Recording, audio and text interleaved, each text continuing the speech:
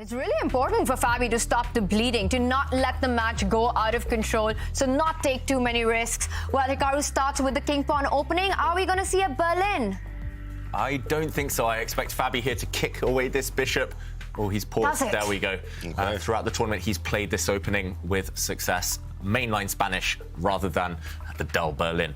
And here we see, okay, the bishop comes out. James, chessable courses on this one? Watch out for later White stepping forward in the center, gaining even more space. But I do notice Hikaru staying really flexible. He hasn't castled the White king yet. So I do wonder whether he's got ambitious intentions on that flank, on that side of the board. Hikaru looking away, frowning. Maybe this wasn't in the notes. This wasn't in the course. Has Fabi switched up his move order here? What has Hikaru got in mind? But sometimes you can trick yourself, though, you know, when you're like thinking, oh, my opponent made a mistake, I could take advantage, but he is going for the attack. So, James, you're probably thrilled right now, but I think Fabiano should be happy about this move. Even if it ends up being good for White, it gives Fabi some chances. Well, considering he's up 1-0, I think, you know, the match situation calls for him to not take too much risk.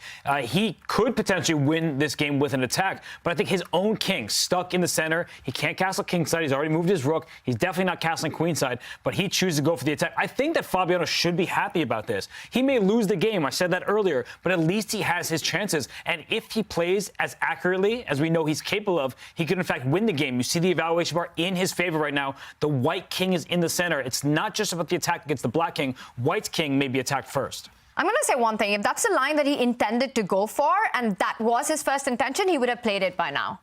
If he wanted to go for that endgame, David, I think you're on point that it is very possible that that bishop b4 intermezzo after White captures the knight could very well have been the move that was missed here. But Hikaru Nakamura currently in big trouble, and we are going to be heading into that endgame where Fabiano Caruana will have the extra exchange. But is this closer to a draw or a Fabi win? Ooh, that one's a tough one to call. I would say if it was anyone else in the world, that Black has a winning advantage, but we know Hikaru Nakamura's defensive skills. It's going to be hard to break him down here. White is still relatively solid for now. He's using his rook to defend his knight. The pawns are kind of holding together for now, but if Fabi can strike before White's bishop, White's king get to the optimal posts, then, then he'll have to go for it. So I think b4 is a very nice choice for Fabiano to open a second wave of attack. He instead moves his rook over to a8. That's as natural as it gets. But at some point, he needs to make progress on the queen side. But Hikaru, can he find a resource here? He needs something magical in order to hold off Fabi. And, OK, steps forward with his king, but still, what is the answer to the Black rook coming the whole way down the board and starting to attack this White bishop? And I feel like if Hikaru's response to rook a1 is bringing his own rook back, his rook was there before, which actually shows that he made an inaccuracy, and Fabi does push the pawn. You called it before he suggested that move. B4. Nice one, Robert. And still looking good for Black. And the clock, that's a huge difference from game one. Remember that Fabiano was in time trouble when he started making those mistakes. Here he's up a couple of minutes. Hikaru's position is more difficult, but look at the evaluation bar. It's suddenly creeping back towards the center, and b4 looked very logical. White's pawn structure is ugly. That pawn on e5, the knight looks like he can jump and take it, but not yet. And Hikaru's moves are very difficult, so I do think that Fabiano will ultimately win this game, but I just never count Hikaru Nakamura out. It's impossible. Hikaru's position is just not easy to play. Yeah, that's the problem for Hikaru. Maybe on a better day, if he had a bit more time, he would be able to cling on there a bit longer, but you just make one slip, as he has just done, allow that Black rook in. He played a very natural move. It was the move I wanted to play as well, moving that White bishop away, but now things are falling apart. Those Black rooks have got active, and luckily for Fabi, this rook isn't trapped. There's a couple of safe squares to use. You can go over to b4, or you can use the g4 square, offer a trade of rooks. He's going for the pawns. Going for the pawns. Give me the pawns, right? I'm just about to take everything, right? I mean, there's lots of problems. I mean, look at the rook still on g3, right? It's hard to move anything right now.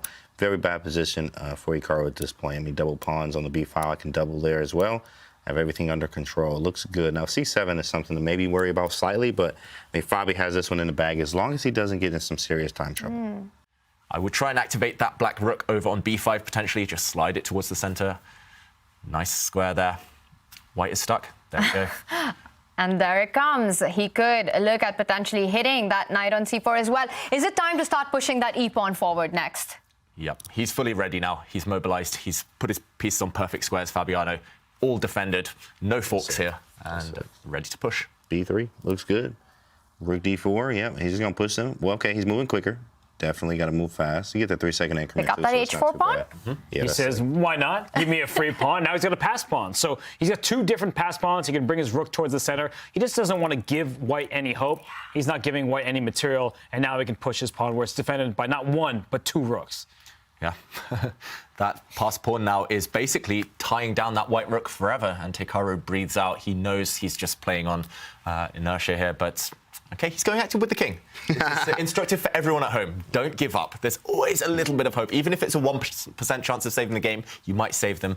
And imagine if he does. That's pretty much going to be a psychological blow that Fabiano can't recover from. But whoa, knight takes pawn. That trick doesn't work. The knight will just be captured. And Hikaru does resign. Yeah, and David, you can just pick up the knight, and after a rook check, the rook blocks the check, so you save your own rook, and Hikaru makes the final blunder, realizes it, doesn't even wait for Fabi's move, and with that, Fabi makes a comeback in the match immediately in game 2.